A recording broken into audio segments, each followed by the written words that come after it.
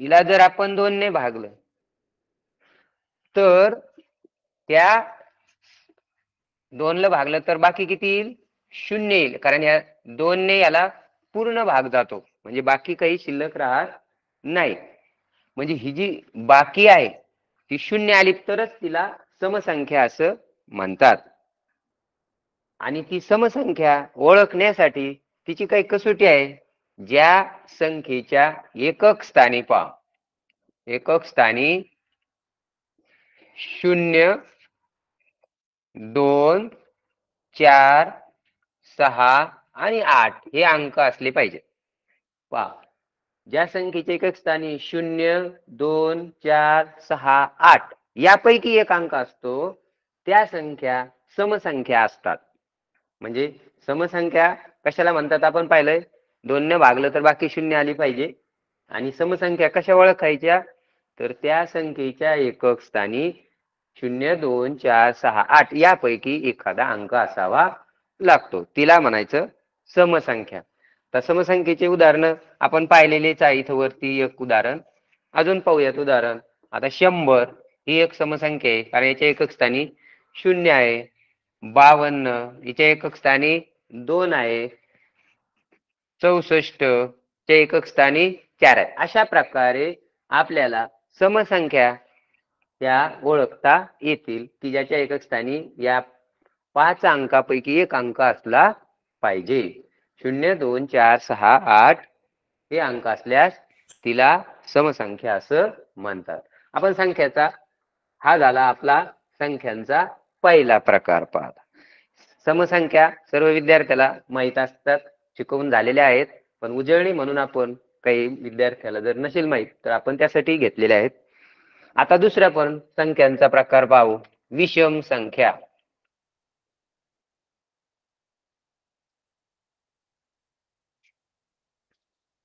पहा, समसंख्या आणि विषम संख्या या 1 ते 100 मध्ये समसमान आहेत. म्हणजे 1 ते 100 मध्ये 50 सम आहेत आणि 50 विषम आहेत. 1 ते 100 या संख्यामध्ये 50 संख्या या सम आहेत आणि 50 संख्या या विषम आहेत. आता विषम संख्या कशाला म्हणतात, तर ज्या संख्येला 2 ने भागल्या असता बाकी एक उरते. आता आपण एक संख्या घेऊयात 21 आणि तिला 2 ने भागूया. पहा, 21 ला जर 2 ने भागलं तर बाकी किती उरते? 1. बाकी एक उरल्यास तिला विषम संख्या असं म्हणतात. तर अशा प्रकारे आता ही विषम संख्या कशा ओळखायच्या त्याची पण आपण एक कसोटी पाहू. जशी समसंख्या ओळखण्यासाठी आपण पाहिली, तशी विषम संख्या कशा ओळखायच्या, तर तिच्या एकक स्थानी विषम संख्येच्या एकक स्थानी 1, 3, 5, 7 आणि 9 हे अंक असतात. आपण पाहिलंय समसंख्येच्या एकक स्थानी 0, 2, 4, 6, 8 असतात. तर विषम संख्येच्या एकक स्थानी 1, 3, 5, 7, 9 यापैकी एक अंक आलेला असतो. त्या सर्व विषम संख्या असतात. आणि 1 ते 100 मध्ये 50 विषम आणि 50 सम संख्या असतात. पहा, आता आपण एक उदाहरण घेऊया. समजा x ही विषम संख्या आहे. पहा, x ही विषम संख्या आहे. तर तिच्या पुढची, आता पुढची संख्या काढायची विषम, पुढची विषम कोणती? पहा, x ही विषम संख्या आहे आणि तिच्या पुढची विषम संख्या काढायची, तर ती कोणती येईल? तर पहा विद्यार्थी मित्रांनो, आपण पाहिलंय एक ही विषम संख्या आहे आणि यानंतर पुढची विषम संख्या किती येईल? 3. म्हणजे मध्ये जी 2 ही संख्या आहे ही काय आहे? सम आहे. ही काय आहे? सम आहे. आणि मग 1 नंतर पुढची विषम संख्या 3 येते, म्हणजे या दोन्ही मध्ये 2 चा फरक आहे. कितीचा फरक आहे? 2 चा फरक आहे. म्हणजे 2 विषम संख्यामध्ये 2 चा फरक असतो. म्हणून मग आपल्याला जर x ही विषम संख्या दिलेली आहे, x ही विषम संख्या दिलेली आहे आणि आपल्याला पुढची विषम संख्या विचारली, तर या x मध्ये किती मिळवावे लागतील? 2 मिळवावे लागतील. आणि मागची काढायची असेल तर 2 कमी करावे लागतील. आता ही x अधिक 2 ही झाली पुढची विषम संख्या आणि मागची काढायची असेल तर पाहूयात मागची विषम संख्या. तर पहा, मागची विषम संख्या काढायची असेल तर x वजा 2 अशा प्रकारे आपल्याला एखादी संख्या दिली असेल तर पुढची किंवा मागची संख्या काढण्यासाठी त्या संख्येमध्ये 2 मिळवायचे किंवा 2 कमी करायचे. ध्यानात ठेवायचं. जरा समजा तुम्हाला x या विषम संख्येच्या पुढची दुसरी संख्या विचारली, आता पहिली विचारली तर 2 मिळवायचे, दुसरी विचारली तर 2च्या पटीत 4 मिळवायचे, त्याच्या पुढची विचारली तर 6 मिळवायचे. अशा प्रकारे आपल्याला पुढची दुसरी तिसरी चौथी संख्या विचारली तर आपल्याला 2च्या पटीत तुम्हाला मिळवावे लागतील किंवा मागची विचारली तर 2च्या पटीत तुम्हाला वजा करावे लागतील. हे झालं विषम संख्येचं. आता समजा x ही समसंख्या आहे, x ही समसंख्या आहे, तिच्या पुढची तुम्हाला सम विचारली तर पहा, समला सम विचारली तर त्याच्यात सुद्धा काय करावं लागेल? तुम्हाला 2च मिळवावे लागतील, कारण समसंख्येमध्ये सुद्धा 2चाच फरक असतो. आणि समसंख्येत मागची पण विचारली तर काय करावं लागेल? 2 कमी करावे लागतील. आणि तुम्हाला समजा समसंख्या दिली आणि विषम विचारली, समसंख्या दिली आणि विषम विचारली पुढची, तर काय करावं लागेल? आपण पाहूया. समजा 3 आपण समसंख्या घेतली, 4 ही समसंख्या आहे, 4 ही समसंख्या आहे आणि पुढची विषम संख्या काढायची आहे. 4 ही समसंख्या आहे, तिच्या पुढचीच लगतचीच काढायची आपल्याला, लगतची म्हणजे एकदम शेजारची. तर 4च्या नंतर 5 येणारी संख्या ही विषमच आहे, म्हणजे सम नंतर विषमच संख्या येते. मग या दोन्ही मध्ये कितीचा फरक आहे? 1चा फरक आहे. म्हणून सम नंतर विषम संख्या विचारली लगेच तर त्यामध्ये किती मिळवावे लागतील? 1 मिळवावे लागतील. अशा प्रकारे आपल्याला समसंख्या दिली तर पुढची विषम संख्या काढता येईल किंवा विषम संख्या दिली तर पुढची सम काढता येईल किंवा विषमला विषम सुद्धा आपल्याला काढता येईल. समसंख्या मध्ये 2चा फरक असतो, तसाच विषम संख्येमध्ये सुद्धा 2चाच फरक असतो. अशा प्रकारे आपल्याला परीक्षेमध्ये जर प्रश्न विचारला, कधी कधी अशा संख्या दिल्या आणि त्याच्या संख्येच्या पुढची विद्यार्थ्याला येते, पण असं x y z अक्षर दिलं तर मग जरा थोडासा गोंधळ उडतो तुमचा. पण तसा गोंधळ करून घ्यायचा नाही, फक्त त्याच्यात फरक कितीचा असतो एवढं ध्यानात ठेवायचं आहे. आता सम आणि विषम संख्या आपण पाहिल्यात. समसंख्या, आता समसंख्येमध्ये समसंख्या मिळवली, समजा सम मध्ये सम मिळवली, सम मध्ये जर सम मिळवली तर काय उत्तर येईल बरं? आपण उदाहरण, आपल्याला जर एखादं उदाहरण समजलं नाही अशा प्रकारे लेखी, तर आपण अंक घेऊन ते उदाहरण सोडवायचं. समजा सम आहे 4, सम आहे 2, 4 मध्ये 2 मिळवल्यास काय येते? 6 येते. मग 6 ही संख्या काय आहे? समच आहे. म्हणून सम मध्ये सम मिळवल्यास समसंख्याच येते. सम मध्ये समसंख्या मिळवल्यास समसंख्याच येते. आता आपण बदल करूयात, सम मध्ये विषम मिळवूयात आणि काय उत्तर येते ते पाहूयात.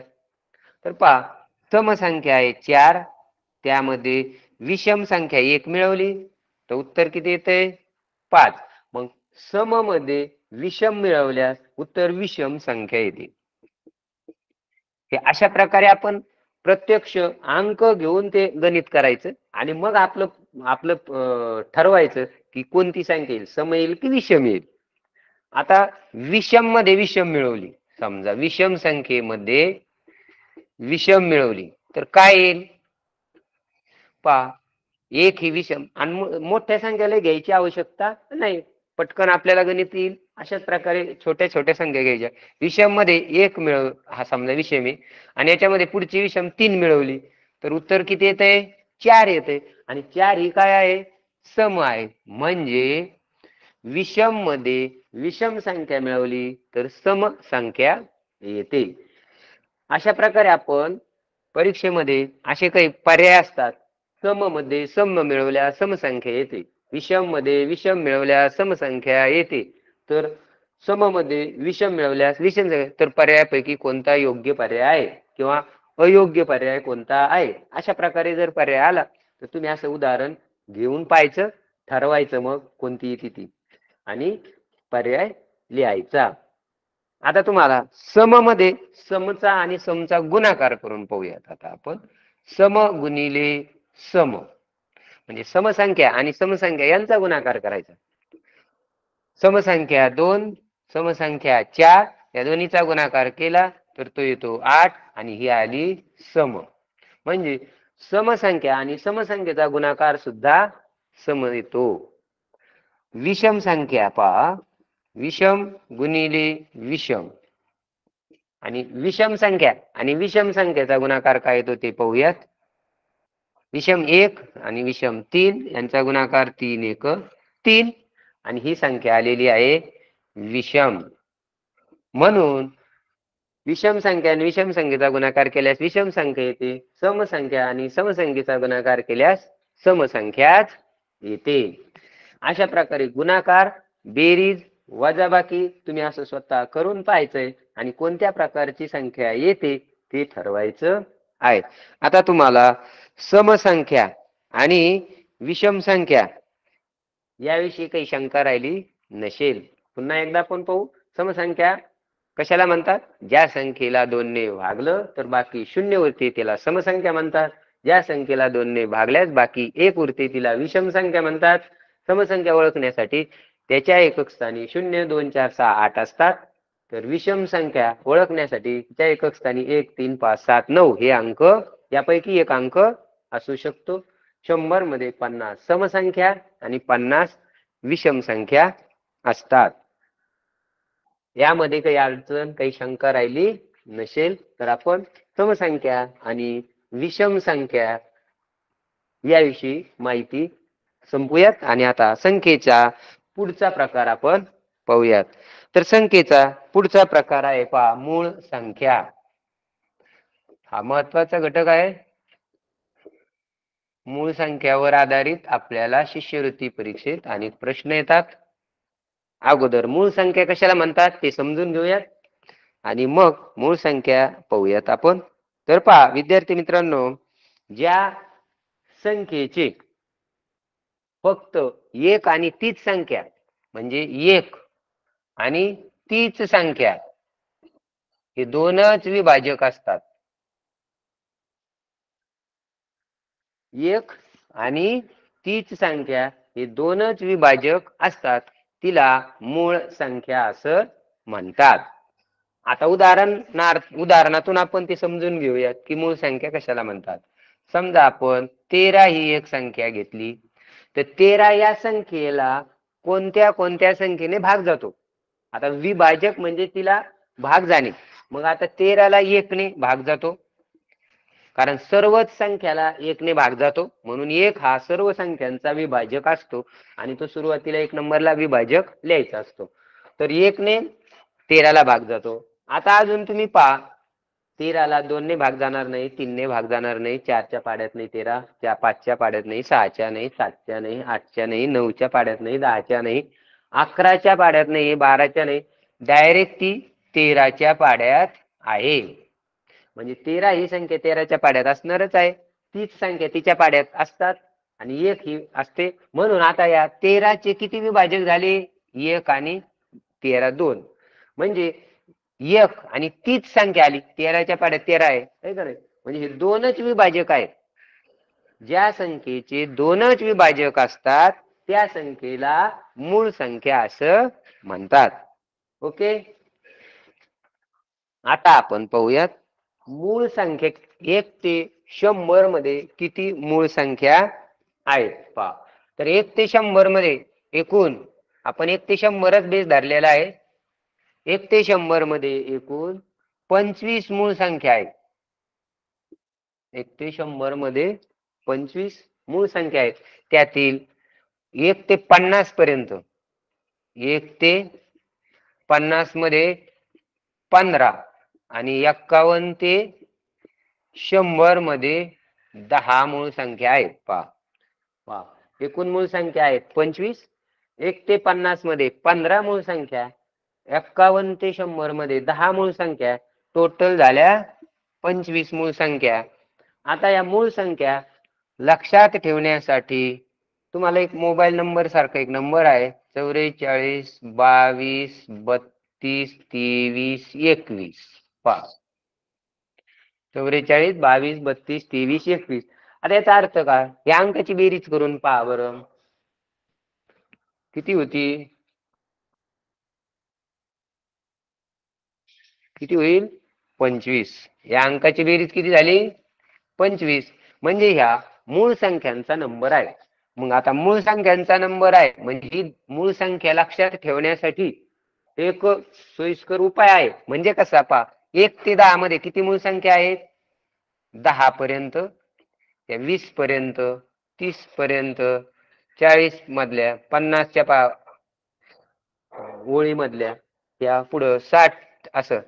अशा प्रकारे 70 80 आणि 90च्या पुढची पहा 1 ते 10 मध्ये ते एक आहे पहा 100 पर्यंत. ओके. तर पहा 1 ते 10 मध्ये 4 मूळ संख्या आहेत. 11 ते 20 मध्ये 4 मूळ संख्या आहेत. त्यानंतर 21 ते 30 पर्यंत 2 मूळ संख्या आहेत. तर अशा प्रकारे आपण हा मूळ संख्याचा मोबाईल नंबर लक्षात ठेवायचा आहे 44 22 32 23 21. म्हणजे तो कशासाठी लक्षात ठेवायचा? आता तुम्हाला प्रश्न आला समजा 41 ते 50 मध्ये किती मूळ संख्या आहेत? तर 41 ते 50 मध्ये 50 पर्यंत किती मूळ संख्या आहेत? तर ते कसं लक्षात ठेवायचे? हे पहा इथे आहे किती मूळ संख्या आहेत?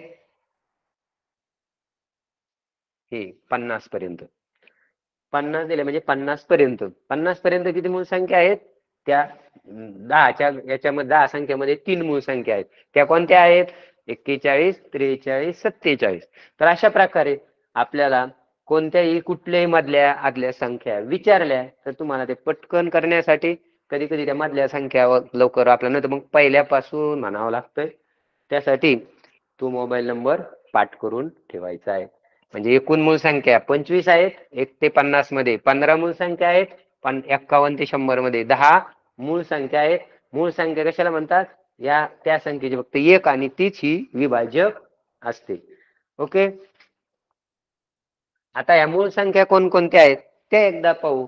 तर त्या मूळ संख्या असतात 2 3 5 7 11 13 17 19 23 29 पहा 31 37 41 43 47 53 59 61 67 71 73 79 83 89 97. पहा मूळ संख्या अशा पाठ करून ठेवायच्या आहेत आणि त्याला 1 मिनिट सुद्धा लागत नाही पाठ करायला. आपल्याला जर पाठ असले तर लिहायला 2 3 5 7 11 13 17 19 23 29 31 37 41 43 47 53 59 61 67 71 73 79 83 89 97.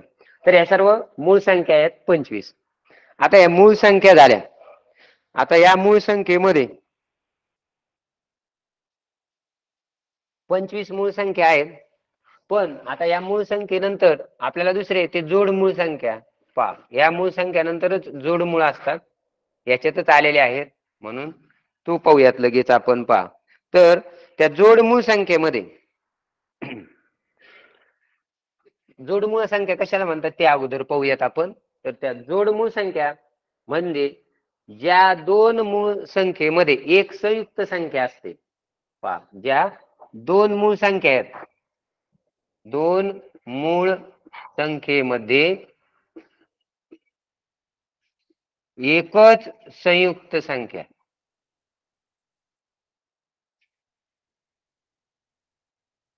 असते. दोन मूळ संख्येमध्ये एकच संयुक्त संख्या असते, त्याला म्हणायचं जोडमूळ संख्या. किंवा दुसरं असं म्हणतात, ज्या दोन मूळ संख्येमध्ये दोनचा फरक असतो त्याला जोडमूळ संख्या असं म्हणतात. आता आपण यामध्ये कोणत्या जोडमूळ संख्या आहेत ते पाहूयात. पहा, ह्या दोन मूळ संख्येमध्ये दोनचा फरक नाही, इथे आहे पहा दोनचा फरक आहे का, या 3 आणि 5 मध्ये आहे दोनचा फरक. आता 5 आणि 7 मध्ये सुद्धा दोनचा फरक आहे. पहा, 3 आणि 5 मध्ये दोनचा फरक आहे, 5 आणि 7 मध्ये दोनचा फरक आहे, किंवा त्यामध्ये एकच संयुक्त संख्या आहे. त्यानंतर 11 13 17 19, त्यानंतर हे पहा इथे 29, इकडे लिहितो 31, 29 आणि 31, त्यानंतर 41 43 59 61 71 73. पहा आता काय दोनचा फरक नाहीये कुठे, दिसतंय नाही. म्हणजे आता पहा, जोडमूळ संख्या किती आल्या आपल्या 1 ते 100 मध्ये, की ज्यांच्यामध्ये फक्त दोनचा फरक आहे. तर पहा, ही पहिली जोडी, दुसरी, तिसरी, चौथी, पाचवी, 6वी 7वी 8वी, म्हणजे जोडमूळ संख्येच्या 8 जोड्या आहेत. पहा, 8 जोड्या, जोडमूळ संख्येच्या 8 जोड्या आपल्याला 1 ते 100 मध्ये पाहायला मिळतात, की ज्याच्यामध्ये दोनचा फरक आहे किंवा एकच संयुक्त संख्या आहे.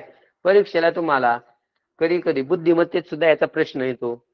असे मूळ संख्या देतात आणि एकच मध्ये वेगळी देतात आणि या वेगळी संख्या ओळखा, किंवा वेगळ्या संख्या असतात आणि एकच मूळ संख्या असते, मग ती तुम्हाला माहित असले पाहिजे मूळ संख्या किंवा ते जोडमूळ संख्या.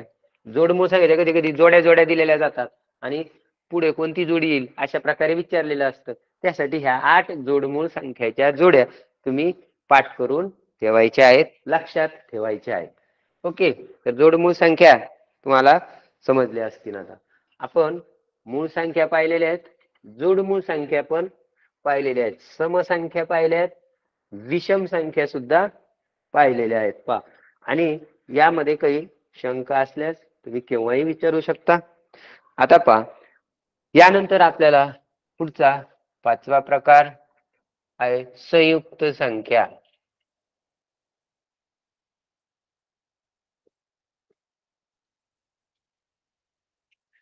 पहा, संयुक्त संख्या कशाला म्हणतात, तर पहा, ज्या संख्येचे 2 पेक्षा जास्त विभाजक असतात. पहा, याचे 2 पेक्षा जास्त,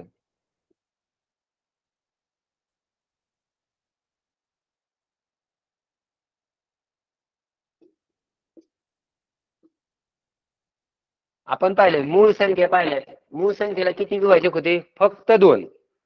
पण संयुक्त संख्या काय म्हणतात, ज्याचे 2 पेक्षा जास्त विभाजक असतात त्याला संयुक्त संख्या असं म्हणतात. मग आता आपण उदाहरण पाहूयात एखादं.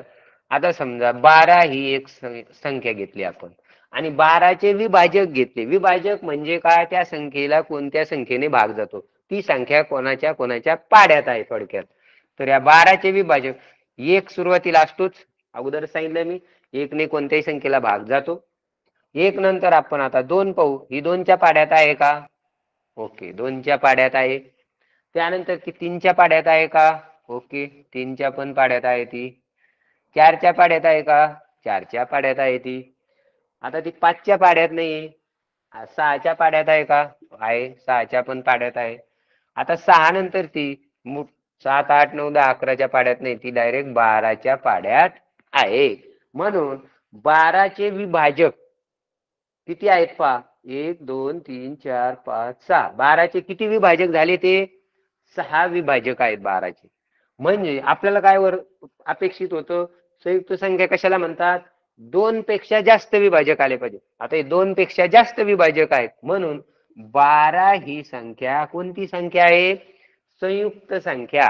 कोणती आहे, संयुक्त संख्या. मूळ संख्येचे फक्त 2च विभाजक असतात, संयुक्त संख्येचे 2 पेक्षा जास्त विभाजक असतात. आता अशा प्रकारे तुम्हाला विभाजक पण काढता आले पाहिजेत. परीक्षेला यावर पण विभाजक वर एक प्रश्न असतो, तो आपला घटक नाहीये सध्या, मग कारण अशा प्रकारे विभाजक पाडायचे असतात आणि त्याची बेरीज पण विचारलेली असते. तर संयुक्त संख्या कशाला म्हणतात हे या उदाहरणावरून तुम्हाला समजलं असेल. अजून एखादं पाहूयात. 20 संख्या घ्या. 20 ही संख्या मूळ संख्या आहे का संयुक्त संख्या आहे कसं शोधायचं? तर 20 चे जर दोनच विभाजक आले तर ती मूळ संख्या आणि 2 पेक्षा जास्त विभाजक आले तर ती संयुक्त संख्या असते. आता पाहू. 20 ला 1 ने भाग जातो, 20 ला 2 ने पण भाग जातो. आता 20 ला 3 ने भाग जाणार नाही, 4 ने भाग जातो, 5 ने भाग जातो, 6 ने जाणार नाही, 7 ने नाही, 8 ने नाही, 9 ने नाही, 10 ने भाग जातो आणि डायरेक्ट 20 ने भाग जातो. म्हणजे 20 या संख्येचे सुद्धा किती विभाजक आहेत? 6 विभाजक आहेत. म्हणजे ते 2 पेक्षा जास्त आहे म्हणून 20 सुद्धा संयुक्त संख्या आहे. म्हणून पहा आता 1 ते 100 मध्ये आपण पाहिलं 1 ते 100 मध्ये पहा 1 ते 100 मध्ये 25 काय आता मूळ संख्या. ओके 25 मूळ संख्या आहेत. आणि मग आता 1 ते 100 मधून 25 गेल्या किती राहिल्या? 75 राहिल्या बरोबर. आता त्या 75 मध्ये 1 ते 100 मध्ये एक ही संख्या आहे ती मूळही नाही, मूळही नाही व संयुक्त पण नाही. आता ती का नाही या दोन्हीतली? एक ही मुळही नाही आणि संयुक्त नाही असं का झालं? आपला नियम काय सांगतो पहा. आता आपण पाहू एक. एक चे आपण काय पाडूयात? ते एक चे विभाजक पाडूयात. म्हणजे एक कोणाच्या पाड्यात आहे? एकच्या पाड्यात आहे बरोबर. एक ही एकच्या पाड्यात आहे. मग आता एक ही अजून कोणाच्या पाड्यात आहे? तर ती कोणाच्याच पाड्यात येणार नाही कारण एक पेक्षा सर्व अंक मोठे आहेत आणि मोठ्या संख्येने लहान संख्येला भाग जात नाही. म्हणून एक चे फक्त एकच विभाजक आहे हा एक. म्हणून ती आता मूळ संख्या कशाला म्हणतात? तर त्याचे 2 पाहिजेत विभाजक पण इथं नाहीये. संयुक्त संख्या कशाला म्हणतात? 2 पेक्षा जास्त पाहिजे होते. मग इथं 2 पेक्षा जास्तही नाही. मग इथं 2 नाहीत किंवा 2 पेक्षा जास्त नाही ते कमी आहे म्हणून एक ही संख्या काय आहे? मूळही नाही आणि संयुक्तही नाही. आणि मग 1 ते 100 मध्ये 25 मूळ संख्या गेल्या, एक संख्या गेली कारण ती मुळे नाही संयुक्त नाही. मग राहिल्या किती? 74. टोटल किती झाले? 100. म्हणजे संयुक्त संख्या किती आहेत सगळ्या? 74. किती संख्या आहेत? 74. मूळ संख्या आहेत 25, संयुक्त संख्या आहेत 74 आणि एक ही मुळे नाही आणि संयुक्त ही नाही. अशा प्रकारे 1 ते 100 मधील मूळ संख्या व संयुक्त संख्या आपण पाहिलेल्या आहेत. पहा आता यानंतर आपण दुसरे पाहूयात.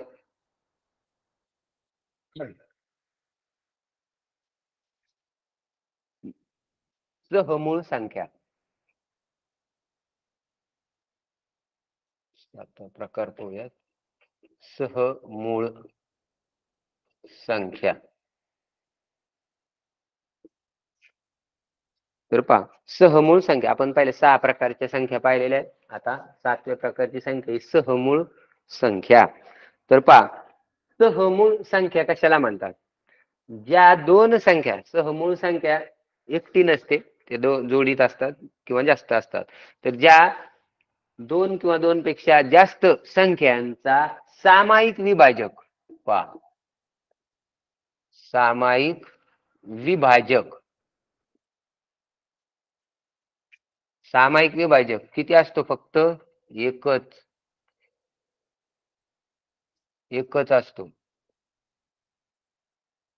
पहा आता सहमूळ संख्या काय म्हणतात? ज्या संख्यांचा सामायिक विभाजक फक्त एकच असतो. आता 2 किंवा 2 पेक्षा जास्त आपण संख्या घेतल्या तर त्याचा सामायिक विभाजक काय पाहिजे? एकच पाहिजे. तर त्या संख्यांना सहमूळ संख्या असं म्हणतात. आता पहा सहमूळ संख्या कोणत्या आहेत? तर आपण उदाहरणार्थ पाहूयात. आता आपण घेतली 11 आणि 13 या 2 संख्या घेतल्यात. तर ह्या 2 संख्या एकमेकाच्या सहमूळ संख्या आहेत का ते तर पाहायचंय. कारण आपण आता याचे अवयव विभाजक पडूयात. 11 चे विभाजक 1 आणि 11, 13 चे विभाजक आहे 1 आणि 13. मग ह्या दोन्ही मध्ये सामायिक विभाजक सारखा सामायिक, दोन्हीतही सामायिक म्हणजे सारखा असणारा कोणता आहे, तर तो एक आहे. म्हणून 11 आणि 13 या दोन संख्या आहेत त्या सहमूळ संख्या आहेत. कारण त्यांचा फक्त एकच सामायिक विभाजक, अजून आहे का दुसरा? नाही, सारखा फक्त एकच आहे. अशा संख्यांना सहमूळ संख्या असं म्हणतात. त्यानंतर आपण दुसरं पाहू. हे झालं एक. अजून दुसऱ्या प्रकारचं उदाहरण पाहूयात.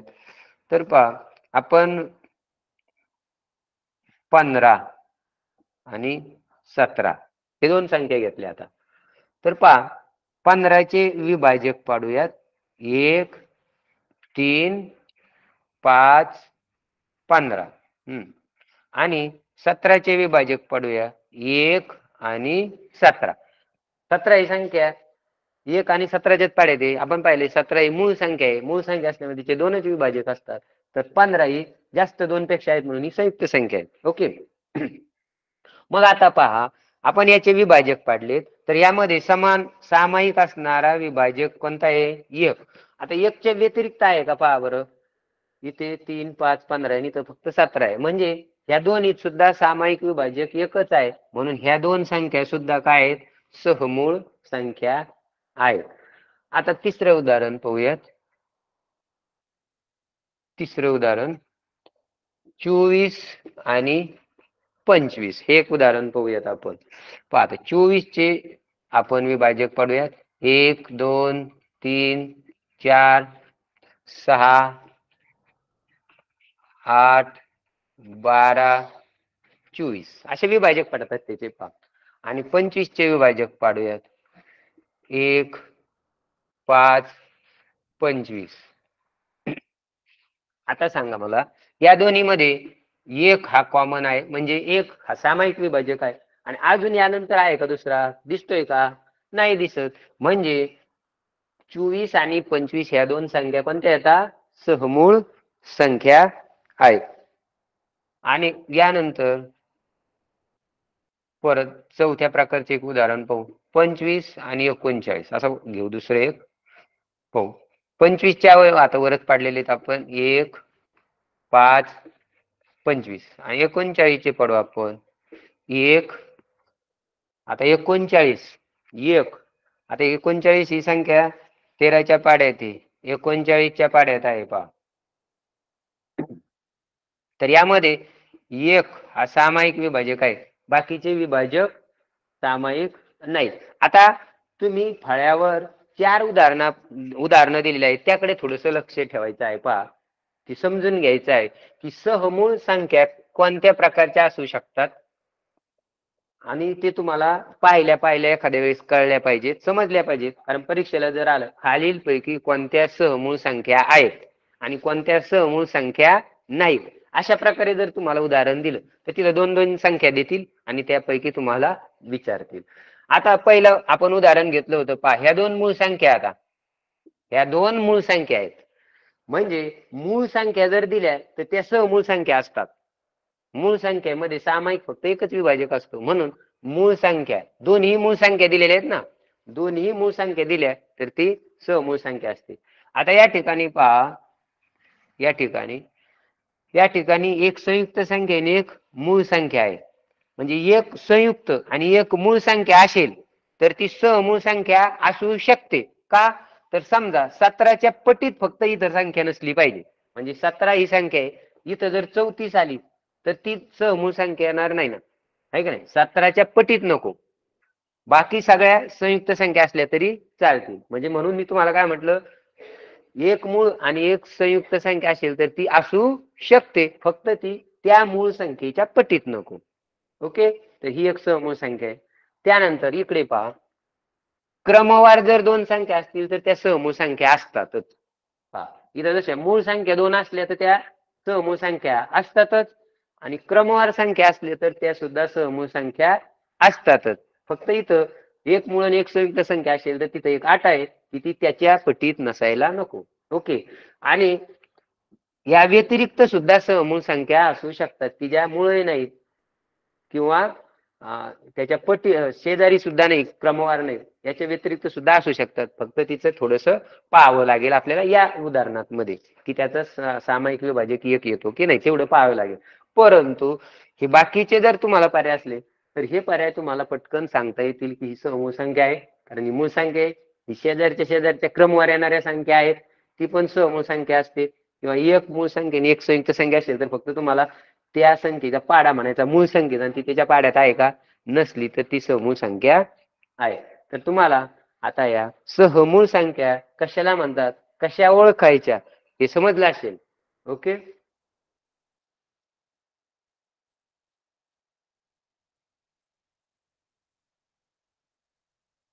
यानंतर आपल्याला 8व्या प्रकारची संख्या पाहायची आहे, पहा त्रिकोणी संख्या. यावर परीक्षेला पण प्रश्न असतो, त्रिकोणी संख्या. तर पहा विद्यार्थी मित्रांनो, त्रिकोणी संख्या कशा शोधायच्या तर पाहूयात. आता या ठिकाणी मी एक नक्षीकामच करून दाखवतो तुम्हाला.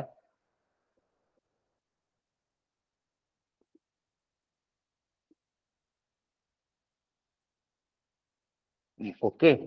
आता या ठिकाणी त्रिकोण काढलेले आहेत पहा.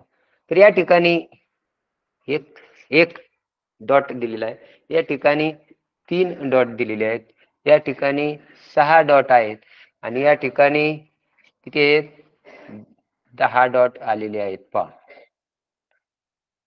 आता हे डॉट आहेत म्हणजे हा एक याचा पण एक त्रिकोण तयार होतो ना पहा विद्यार्थी मित्रांनो, असा एक त्रिकोण तयार होतो, याचा एक त्रिकोण तयार होतो.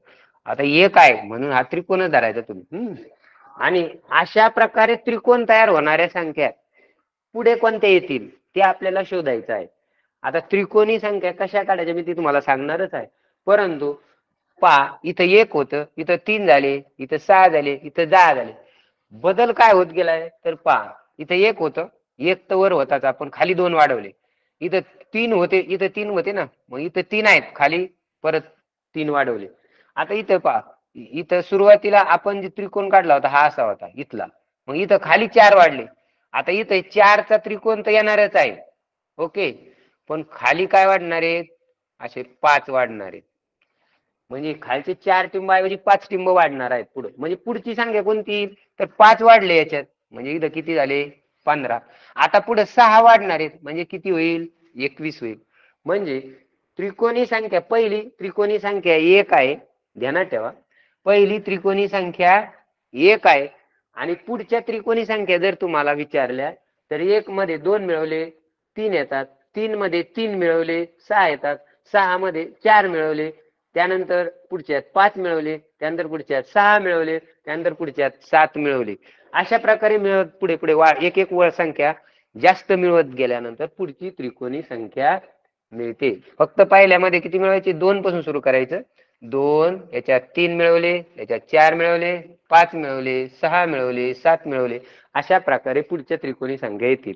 पण पहिली संख्या तर माहित पाहिजे 1, तिच्यात मग 2, मग 1 आणि 2 3, 3 3 मिळवले, परत 3 6 झाले, 6 4 मिळवले. अशा प्रकारे तुम्हाला त्रिकोणी संख्या काढता येतील.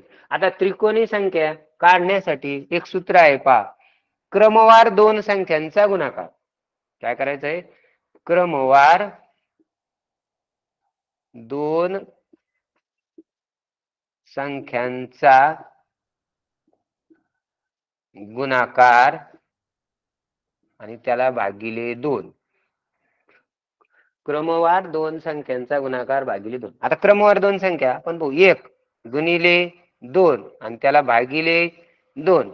म्हणजे 1 आणि 2 या 2 संख्येचा गुणाकार झाला 2, आणि 2 ला जर 2 ने भागलं तर उत्तर आलं 1. म्हणून पहिली त्रिकोणी संख्या आहे 1. आपण पुढची त्रिकोणी संख्या काढली पाहूयात. तर 1 आणि 2 चा गुणाकार केला क्रमवार, आता 2 आणि 3 चा गुणाकार क्रमवार पाहिजे होतं, आणि त्याला भागिले 2. म्हणजे 2 आणि 3 चा गुणाकार झाला 6 भागिले 2. 6 ला 2 ने 3 चा भाग जातो, म्हणून पुढची त्रिकोणी संख्या आलेली आहे 3.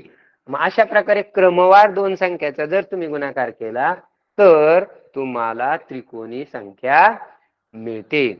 आता अशाच प्रकारे तुम्ही त्रिकोणी संख्या काढायची आहे पुढची.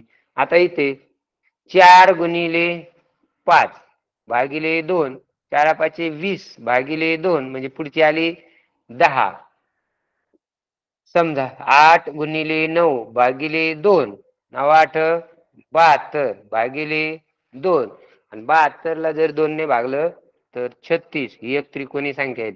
कारण 21 मध्ये 7 मिळवले पुढे 28 आलते, 28च्या पुढे 36 ही त्रिकोणी संख्या आहे.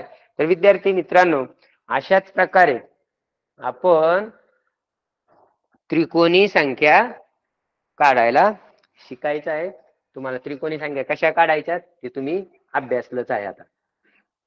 म्हणजे संख्याचा आपण 8वा प्रकार पाहिलाय, त्रिकोणी संख्या.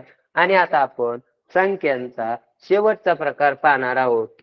9व्या प्रकारची संख्या आहे चौरस संख्या.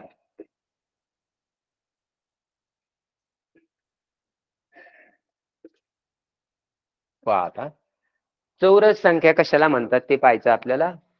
विद्यार्थी मित्रांनो, ज्या संख्येचं चौरस तयार होतो त्याला चौरस संख्या. जसा त्रिकोणी संख्येला त्रिकोण तयार होतो त्याला त्रिकोणी संख्या, चौरस तयार होतो त्याला चौरस संख्या असं म्हणतात. आता पहिला आहे एक ते डॉट असला, त्यानंतर 4 डॉट दिले, चौरस तयार आला. त्यानंतर पहा अशा प्रकारे इथं डॉट तयार झाले. किती येते? पहिला 1, दुसरे 4, तिसरे 9. अजून असे पुढे डॉट गेले, इथं 16 द्यावे लागतील, इकडे 25 द्यावे लागतील, तेव्हा तो चौरस तयार होईल. म्हणजे चौरस संख्या जर तुम्ही पाहिल्या, इथे पहा चौरस संख्या आहे, चौरस संख्या पाहिल्या 1 4 9 16 25, तरी काय आहे पहा. 1 गुणिले 1 1 चा वर्ग, 2 गुणिले 2 2 चा वर्ग, 3 गुणिले 3 3 चा वर्ग, 4 गुणिले 4 5 गुणिले 5. म्हणजे चौरस संख्या या काय आहेत? वर्ग संख्या. चौरस संख्येनाच वर्ग संख्या असं म्हणतात. म्हणून त्याला काही वेगळं नाही, फक्त नाव दिलंय चौरस संख्या. वर्ग संख्या आहेत त्याला चौरस संख्या म्हणायचं, एवढं लक्षात ठेवायचंय. आणि तुम्हाला वर्ग संख्या माहितच आहेत. 1 ते 100 मध्ये किती वर्ग संख्या आहेत? तर पहा 1 4 9 16 25. त्यानंतर पुढचा वर्ग संख्या आहे 6 7 7 49 8 8 64 9 9 81 10 10 100. तर किती वर्ग संख्या आल्यात? 1 2 3 4 5 6 7 8 9 10. ओके. तर 1 ते 100 मध्ये 10 वर्ग संख्या आहेत. आणि तुम्हाला त्या वर्ग संख्या पाठ असायला पाहिजे. त्याच्याशिवाय तुम्हाला वर्ग संख्येचं बुद्धिमत्तेत सुद्धा काही प्रश्न असतात तर ते सोडवता येणार नाही. म्हणून त्या पाठ करून ठेवायच्या वर्ग संख्या. नुसत्या 10 पर्यंतच नाही तर आपल्याला 30 पर्यंतचे वर्ग पाठ करून ठेवायचे आहेत. पहा 30 पर्यंतचे सर्वांचे वर्ग पाठ झालेले असतीलच. झालेत का? ओके, छान. 25 चा वर्ग किती? ओके, 625. छान. तर विद्यार्थी मित्रांनो, अशा प्रकारे आपल्याला चौरस संख्या पाहिल्या. आणि शेवटी घन संख्या. आता या घन संख्या सुद्धा असतात तुम्हाला. घन म्हणजे काय? तर त्या संख्येचा 3 वेळा गुणाकार. जसं वर्ग म्हणजे आपण पाहिलं 2 वेळा गुणाकार करायचा होता, तर घन संख्या म्हणजे त्याचा 3 वेळा गुणाकार करायचा. समजा 1 चा घन किती? तर 1 चा घन म्हणजे 1 ही 3 वेळा मांडून तिचा काय करायचा आहे? गुणाकार करायचा आहे. आणि तो केल्यानंतर तो 1च येतो. 2 चा घन मांडायचा म्हणजे 2 चा 3 वेळा गुणाकार करायचा आहे आणि तो येतो 8. अशा प्रकारे 3 चा घन म्हणजे 3 चा 3 वेळा गुणाकार करून मांडायचा असतो. ती झाली 27. 4 चा घन 4 वेळा मांडला तर तो 64 येईल. 5 चा घन हा 125 येईल. असे तुम्ही 10-11 पर्यंतचे घन तुम्ही पाठ करून ठेवायचे आहेत. तर 1 चा घन 1, 2 चा घन 8, 3 चा 27, 4 चा 64, 5 चा 125, 6 चा 216, 7 चा 343, 8 चा 512, 9 चा 729, 10 चा 1000. अशा प्रकारे तुमचे घनपाठ असले पाहिजे. आपल्याला 1 ते 10 किंवा 1 ते 11 पर्यंतचे घन पाठ करून ठेवायचे आहेत. विद्यार्थी मित्रांनो, आपण आता संख्येचे विविध प्रकार पाहिलेले आहेत. संख्येचे आपण जवळजवळ 10 प्रकार अनुभवले आहेत, पाहिलेले आहेत. त्यावरचे उदाहरण समजून घेतलेले आहेत संख्या कशा म्हणायच्या. तर आता आपण थोडक्यात 1 ते 100 मध्ये या संख्यामध्ये कशा प्रकारचे प्रश्न येतात किंवा 1 ते 100 मध्ये थोडक्यात आपण काही अंक पाहूयात. तर 1 ते 100 यामध्ये 0 हा जो अंक आहे, 0 हा अंक किती वेळा येईल बरं? 1 ते 100 मध्ये 0 आपण पाहिलं 10, 20, 30, 40, 50, 60, 70, 80, 90, 100 या संख्यामध्ये 0 हा अंक असतो. मग तो किती वेळा झाला? 11 वेळा. किती वेळा झाला? 11 वेळा येतो 0. त्यानंतर 1 हा किती वेळा येईल? अरे बाप, 1 तर भरपूर वेळा येईल, आहे का नाही? 1 11 मध्ये 2 वेळेस आलो. 12, 13, 14, 15, 16, 17, 18, 19 पर्यंत. नंतर 21, 31, 41, 51, 61, 71, 81, 91 किती वेळा झाला? 21 वेळा. किती वेळा झाला? आणि 100 मध्ये 1 असतो बरं का. हा, किती वेळा झाला तो? 21 वेळा. 0 हा सर्वात कमी वेळा येतो. आणि हा जास्त वेळा येतो 1. सर्वात जास्त 1 येतो आणि सर्वात कमी 0 येतो. उरलेले 2 ते 9 हे अंक 20च वेळा येतात. पहा, 2 ते 9 म्हणजे 2 20 वेळा, 3 20 वेळा, 4 20 वेळा, 5 पण 20 वेळा, 6, 7, 8, 9 20 वेळा येतात. तर अशा प्रकारे हे पण तुम्हाला लक्षात ठेवायचं. याच्यावर एखादा प्रश्न तुम्हाला येऊ शकतो. तर विद्यार्थी मित्रांनो, हे आपल्याला लक्षात ठेवायचंय की 0 किती वेळा येतो, 1 किती वेळा येतो किंवा 9 किती वेळा येईल. तर मधले लक्षात ठेवायला सोपे, ते 20 वेळा येतात. फक्त लक्षात ठेवायचंय सर्वात कमी कोणता येतो, सर्वात जास्त कोणता येतो. सर्वात कमी 0, सर्वात जास्त 1 हा अंक येतो. त्यानंतर 1 ते 100 मध्ये 2 अंकी संख्या किती आहे? तर 1 ते 100 मध्ये 90 ह्या संख्या 2 अंकी आहे. तुम्हाला 90 या 2 अंकी. आता 1 अंकी किती संख्या आहेत? मग 1 अंकी 9च आहेत. कारण 1 पासून 9 पर्यंत 1 अंकी आहेत आणि 10 पासून 99 पर्यंत 2 अंकी आहेत. बरोबर. आणि 3 अंकी किती आहेत संख्या? 3 अंकी संख्या. 3 अंकी संख्या किती आहेत? 900. पहा, 9, 90, 900. 4 अंकी विचारले तर फक्त 1 शून्य वाढवायचा. 5 अंकी विचारले तर 1 शून्य वाढवायचा. म्हणजे 1 अंकी 9, 2 अंकी 90, 3 अंकी 900, 4 अंकी 9000. अशा प्रकारे एकूण संख्या आहेत या. त्यानंतर तुम्हाला एकक स्थानी समान अंक आहे.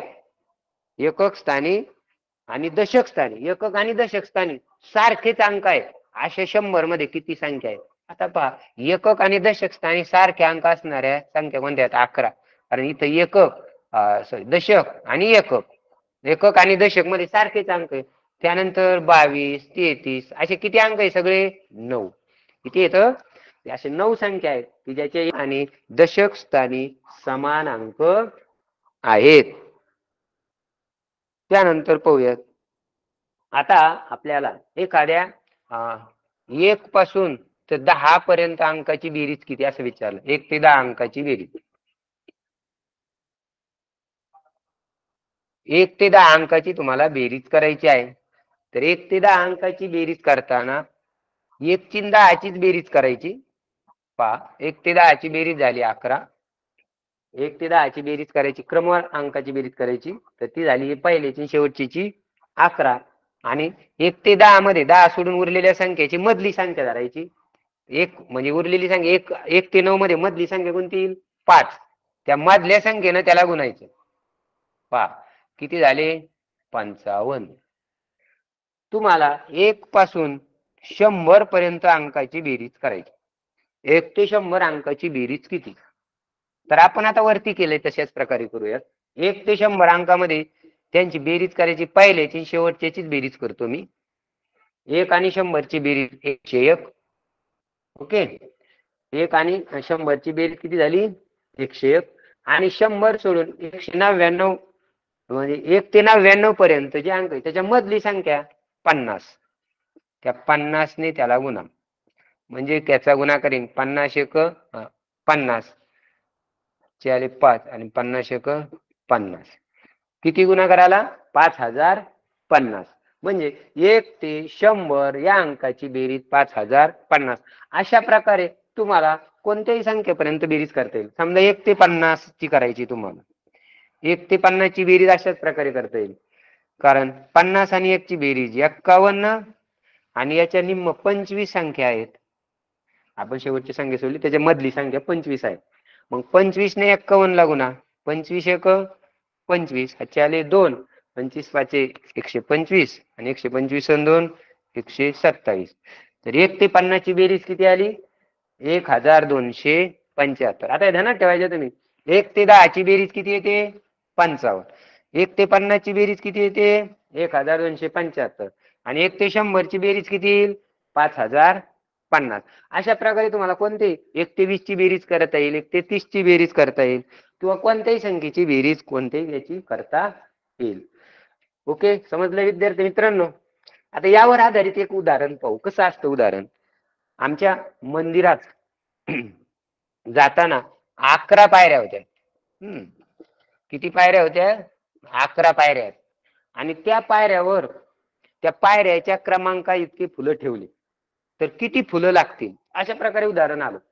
म्हणजे 1 नंबरच्या पायरीवर 1 फुल, 2 नंबरच्या पायरीवर 2 फुल, 3 नंबरच्या पायरीवर 3 फुलं, अशा प्रकारे ठेवत गेलो. म्हणजे त्या नंबर पायऱ्याच्या नंबर इतके फुलं त्या पायरीवर ठेवायचे.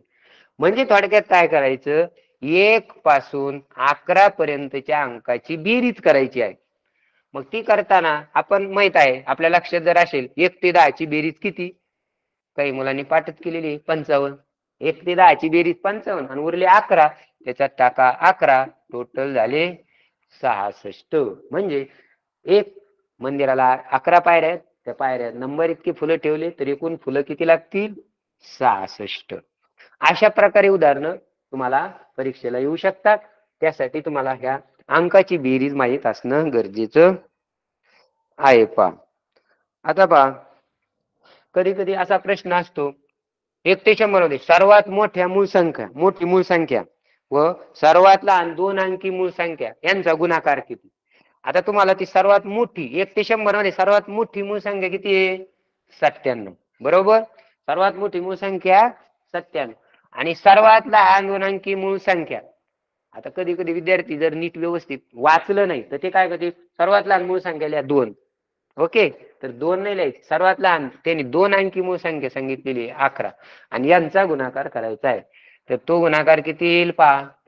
सर्वात लहान 2 अंकी मूळ संख्या 11, 11 7 77, 7 11 9 99, 99 7 107.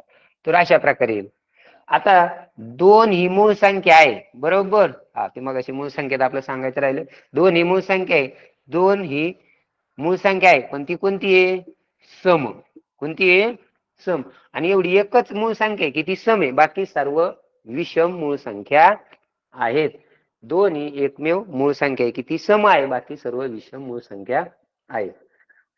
तर पहा विद्यार्थी मित्रांनो, आज आपण व्यवस्थित प्रकारे सर्व संख्या पाहिलेल्या आहेत. पहा, सर्व संख्याचे प्रकार पाहिलेले आहेत आणि 1 ते 100 मध्ये कशा प्रकारे प्रश्न येऊ शकतात ते पण आपण अभ्यासला आहे. पहा, तर 1 ते 100 मध्ये तुम्हाला एक जाता जाता एक शेवटचं उदाहरण सांगतो. आता समजा 1 3 5 हे अंक आहेत. पहा, आणि या अंकापासून तयार होणाऱ्या 3 अंकी किती संख्या तयार होतील ते आपल्याला पाहिजे. आणि कधी कधी त्या तयार होणाऱ्या संख्येची बेरीज पण करायला लावतात. तर त्या किती संख्या तयार होतील त्या कशा काढायच्या? तर त्या अंकाला नंबर द्यायचा. असा तुम्ही समजा किती अंक दिले तुम्हाला, 1 2 3 अंक दिले, 4 अंक दिले तरी तुम्ही असे 1 2 3 4 नंबर द्यायचे. आता 3 अंक दिलेले आहेत आणि ह्या अंकाचे काय करायचे? तुम्हाला हे नंबर दिल्यानंतर गुणाकार करायचा आहे. या अंकाचा काय करायचा आहे? गुणाकार करायचा. म्हणजे करा गुणाकार. 3 2 6 आणि 6 1 6. म्हणजे ह्या दिलेल्या 3 अंकापासून जास्तीत जास्त 3 अंकी 6 संख्या तयार होतील. पहा, या दिलेल्या अंकापासून 3 अंकी किती संख्या तयार होतील? 6 संख्या तयार होतील. आणि त्या अंकाची, त्या ज्या संख्या तयार केल्या त्या संख्येची बेरीज किती येईल? तर ती बेरीज करण्यासाठी काय करायचं तुम्हाला? हे जे दिलेले अंक आहेत ते मांडायचे आणि त्यांची बेरीज करायची. पहा, तुम्हाला त्या संख्येची बेरीज विचारली ना, तुम्ही फक्त अंकाची बेरीज करा. आता अंकाची बेरीज किती झाली? 3 आणि 1 4, 4 आणि 5 9. अंकाची बेरीज किती झाली? 9 बेरीज झालेली. आणि त्याची दुप्पट करा. पहा याची काय करा, दुप्पट. 9 दुने 18. पहा त्याची दुप्पट किती झाली, 18 झाली. आता तुम्ही ते मांडायचे कसे, अजून आपली बेरीज झाली नाही, मांडणी चालू आहे. 18 एकक मांडायचे. हे काय येतं, एकक. त्यानंतर 18 हे काय येतं, दशक. आता दशक आहेत म्हणून मी शून्य मांडला अगोदर, फक्त तुम्हाला लक्षात ठेवण्यासाठी. आणि 18 शतक मांडायची आहे, कारण 3 अंकी संख्या आहे ना ती. म्हणून 18 एकक, 18 दशक, 18 शतक. आणि एवढ्याची करा बेरीज, म्हणजे ती झाली त्या संख्यांची बेरीज. आली. यापासून तयार होणाऱ्या ज्या 6 संख्या आहेत त्या 6 संख्येची बेरीज 1998. तर अशा प्रकारे 3 अंकी त्या संख्या तयार होतील. तुम्हाला जर 4 अंकी करायचं तर त्याचं पण अशाच प्रकारे तुम्हाला मांडणी करावी लागते. 4 अंक असले तर 24 संख्या तयार होतात. हे तुम्ही अभ्यासात पहा. तर विद्यार्थी मित्रांनो, मला या 3 दिवसामध्ये गणिताचा घटक संख्या ज्ञान तुम्हाला सांगण्याची परवानगी मिळाली होती. तुमच्यासाठी या गणित या विषयातील संख्याज्ञान या घटकातील सर्व उपघटक आपण 3 तासिकेमध्ये अभ्यासलेले आहोत आणि ते तुम्ही समजून घेतले, चांगल्या प्रकारे अभ्यास करताल आणि होणाऱ्या शिष्यवृत्ती परीक्षेमध्ये या घटकावर आलेले सर्व प्रश्न व्यवस्थित सोडवताल, चांगल्या प्रकारे गुण मिळतील यासाठी मी तुम्हाला शुभेच्छा देतो. आणि माझं आजचं हे जे लेक्चर आहे ते संपवतो. धन्यवाद. हा पंडित. धन्यवाद सर. नागरगोजे सर यांनी गेल्या 3 दिवसापासून गणित या घटकावर अतिशय सखोल असं मार्गदर्शन केलेलं आहे. विद्यार्थ्याला समजेल अशा सोप्या भाषेमध्ये त्यांनी वेगवेगळ्या क्लुप्त्याही सांगितल्या. जिल्हा परिषद शिक्षण विभागाच्या वतीनं मी नागरगोजे सर यांचे आभार व्यक्त करतो. धन्यवाद सर. धन्यवाद.